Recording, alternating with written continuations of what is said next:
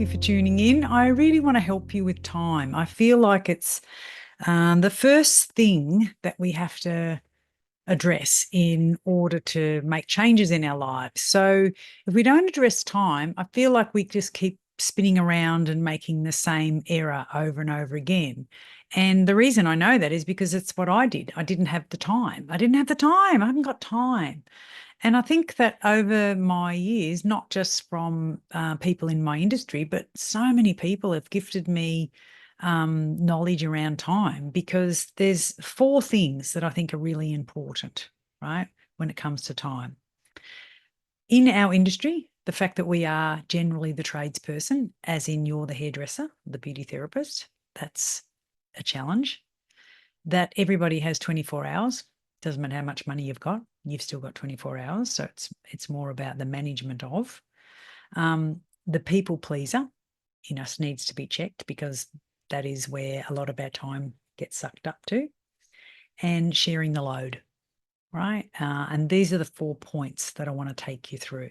So the first one is, I think, the fact that we are generally a hairdresser or a beauty therapist when we take on a business. And that has a lot of advantages, I can tell you.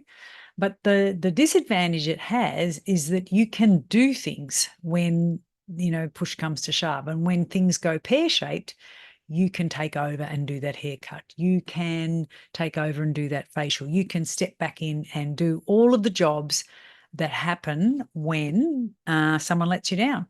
And that's unfortunate, because it'll keep pulling you back in.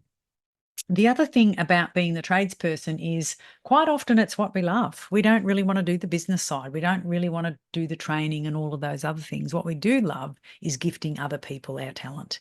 What we do love is the hairdressing, and what we do love is the beauty therapy. So you've got a list of shitty jobs that you need to do, or a client rings, or someone's sick and you think, well, I better go and do that.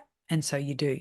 So I want you to be really honest with yourself. Is that your joy? Because if that's your joy, that's okay. You don't have to not do the trade. I'm not asking you to do that. But if you want to run a business and make sure that the needs are met of all the clients other than the ones you're looking after, and that the needs are met of your team members, then I don't think it's a good idea to do the floor hours that you're doing and expect to run a business, because running a business is a job. Working on the floor is a job. So you have two jobs. And in the short term, we can do things, but I think what we've got to do is perhaps pretend that you can't come in and save the day, because saving the day often has a secondary gain. The secondary gain is you get to avoid the things that you probably should be getting on with that you don't want to. And two, the other secondary gain that's most common is it's what you love. It's what you do. It's what you find easy. It's what you find joy. So just be really honest with yourself about you being the tradesperson. Some of the greatest businesses I've ever had the chance to be a part of, the key person or one of the two key people were not a tradesperson, and they have a different mindset. So it's an absolute asset to have someone who's not a tradesperson. So that's just my observation. The second one is 24 hours a day. Everyone's got 24 hours a day. Now, you might say that money doesn't give you any more time. It doesn't give you any more time, but it does give you more options. So if you were to earn enough money to pay a housekeeper, or someone to mow your lawns, or someone to do some of the jobs that you don't really like, which might be bookkeeping, doing your end of year financials, or all of the things that you don't like doing. Cooking. Some people don't like cooking, so they pay someone to cook. That's okay. That doesn't give you any more hours in the day, but it does give you choice. So money does give you choice, okay? But if you are looking to change your business and therefore change your life, you are going to have to give up some things. It's pretty simple. I don't see it as complex. And I remember when I when I wrote my first book, The Naked Salon, the mentor who took me through that, he said, make a list of the things that you're prepared to give up for the next 30 days. And I went, oh, okay. He said, yes, you will have to give up things, because are you busy? I said, yeah, I'm busy. He said, well, there you go. You're going to have to find enough time to write. I think the challenge was about 1,500 words a day for 30 days. He said, and then you'll have the backbone of the book done, and then we'll work on it after that. So what are the things? So the television might be one. Instagram and Facebook might be another. meeting someone to have lunch or dinner or something. Tell them you can't for 1 month. Like if you're overseas, you wouldn't do it for a month. So delete some things. Like the amount of people that when I get them to fill in their 2-day tracker, they put watching television and blah, blah, blah at the end of the day. And I think, well, don't do that. Pull that out of the wall. Like if you want to make serious changes, you have to find the time. It's pretty simple, really. So if you're working 8 hours a day and you're sleeping out 8 hours a day, that's 16. You've got another 8. That's it. That's all you have. So you have to think about what is it that you're doing that will suck up your time.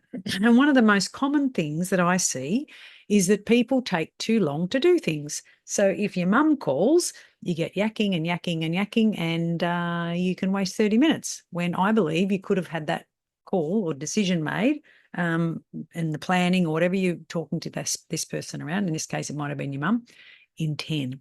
So what you have to do is you have to think about how can I slice and dice my time so that I make some more time. So even if you just do it for a week. So if you plan in 3 weeks' time, you're not going to do this. You're not going to go to the gym that week. You're not going to do this week. You're not going to do that. You're going to meal prep the week before because that week you're not cooking any meals.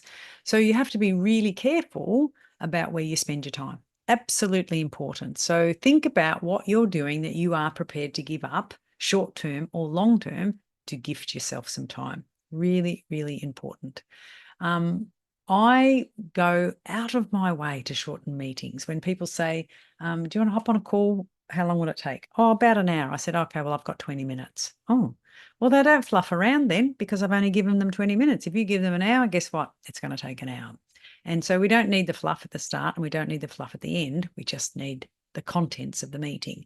Now, that might sound really hard, but I would prefer to do that and then have 40 minutes for me to do what I want to do, than gift a whole hour to someone who's just going to waste it in order to tell me something they could have told me in 10, 15 minutes. So I'm generous and giving them 20. Okay.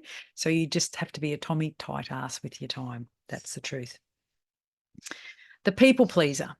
So our industry is full of people pleasers. That's why we love what we do. That's why we came into this industry. And if you ask anybody why they chose to be a hairdresser or a beauty therapist, what is it that they love about it? They love gifting people a solution. They love giving people an answer. They love the joy that they receive when they do something correct that the person loves. That's the people pleaser. And it's absolutely necessary. Absolutely.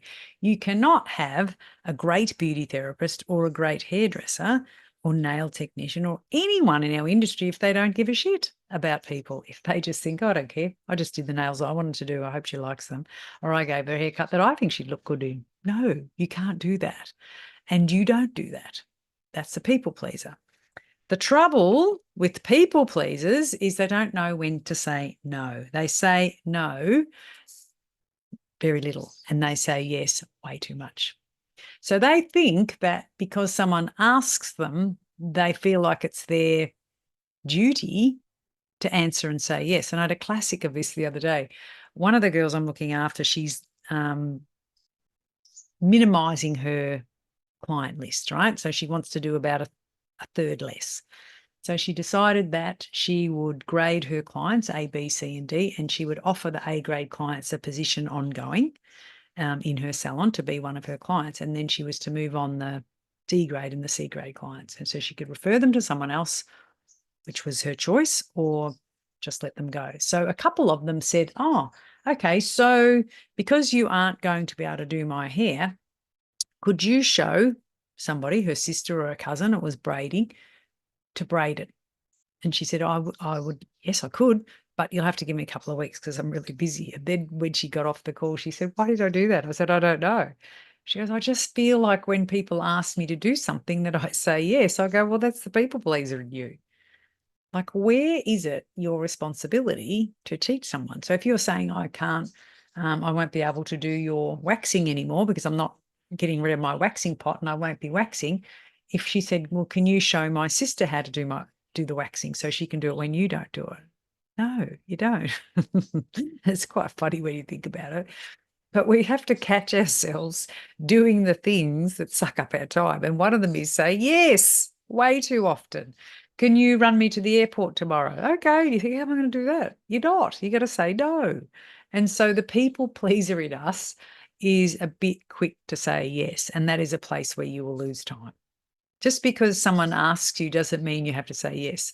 That's the truth. You could say no, but we're not as good at saying no as we are at saying yes. And that's okay. All right. We need to practice this. It's a muscle like anything else. You have to practice it.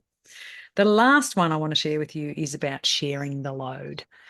So just the other day in a coaching call, I had a couple of girls on the line and they were both organising big beauty events, like an in-house. One was to set up appointments all day to do this introduction to this new device. And the other one was to have a gathering. So both of them were saying, one was saying, she wanted to do it for a particular time of the year, and the time of the year had passed. I said, well, are we early for next year or late? We both laughed.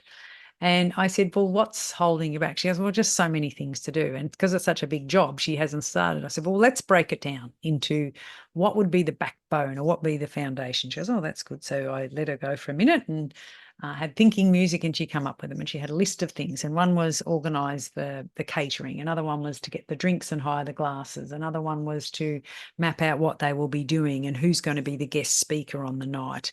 Another one was to choose the time and the date. And is it going for 3 hours? Is it going for 2 hours? So once she'd mapped them all out, I said, it's really good to put them on Post-it notes too, because you can move them around. I said, okay, so now you've got them. And I think there was about 8 things.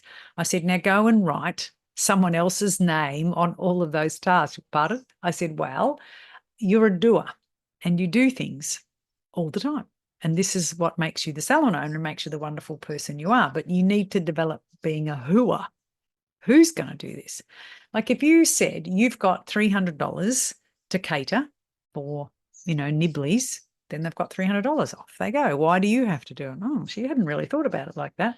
Same as the drink. You could say you've got $200 or $300, I don't know, $500 to buy drink and hire glasses, and you could give that to someone else. I said you could talk to the agent or the product rep or whatever and work out what would be your best thing to deliver on the night. Then you could ask somebody else to find you a guest speaker. Like everything can be done by someone else, and that's not a Christmas miracle. It's a fact. What you can do is look at the list and think, well, I want to do that because I love that job. That's different. But you had 8 things, you're keeping 2. I'm okay with that. You don't have to do all 8. And so if you were to put those tasks in your up somewhere in a meeting room and ask the people on your team, these are the tasks, just go through them and explain them. And so this is a 30-minute task. The budget's this is a 20-minute, this is a 2-day task, whatever it is. And then you say, who would like to do what? And they will gravitate to the thing that they love, right? So if someone's going to put together the post for social media, I would imagine that it would be someone who likes to do that. If someone's a real foodie, they go, oh, let me do the catering, right? And they will do that. So let people choose the jobs, but you don't have to do them. And this is, she said, wow, I didn't even think about it. She just thought, well, I'm the salon owner. I want to put on the function, so I have to do all the things. No, you don't. You don't. And so when you look at where your time goes, this is the most common place that time goes. You say yes way more than you should. You don't know how to share the load, as in that child can cook eggs on toast for everyone for dinner tonight, and that child could be 15. Yep, they can. Or you can, do meal prep the week before. And this week we're having spaghetti bolognese tonight, and we're just thawing out the pasta, and then the other 15-year-old child can boil the water. I don't know, but you can share the load. That's what I know. People pleasing, right? You're good at saying yes to too many things. And so you say way more yeses than you should, and you end up back on the floor and doing the things that come easy to you because it's easy, and that's not going to get you anywhere. You have to poke your toe out of the comfort zone. You don't have to jump out buck naked, but you do have to poke your toe out. And at some point, you've got to look at how many times you say yes compared to how many times you say, no, I can't come. Actually, I've got a lot on that week. You don't have to explain what it is. I've got this. No, but thanks for asking me, but I'll decline this time, perhaps next time. That's it. No explanation required. Being the tradesperson means that you can jump in and do the job. That can be a bit of a nuisance and a way of holding you back. So it's really important to look at these things and think about, what am I doing that's wasting my time? What can I eliminate? So hopefully that was helpful. I might put them into just a little document which has the topic on one side, and then you can write, is that a red, as in that's a problem? Is that an orange, as in it's a bit of a problem? Or is it green? No, that's not a problem for me. So think about that and then work on the ones that are red. That would be my advice. So hopefully that was helpful. I look forward to maybe meeting you one day in a Zoom room, because I would love to help you. Have a good day. Bye for now.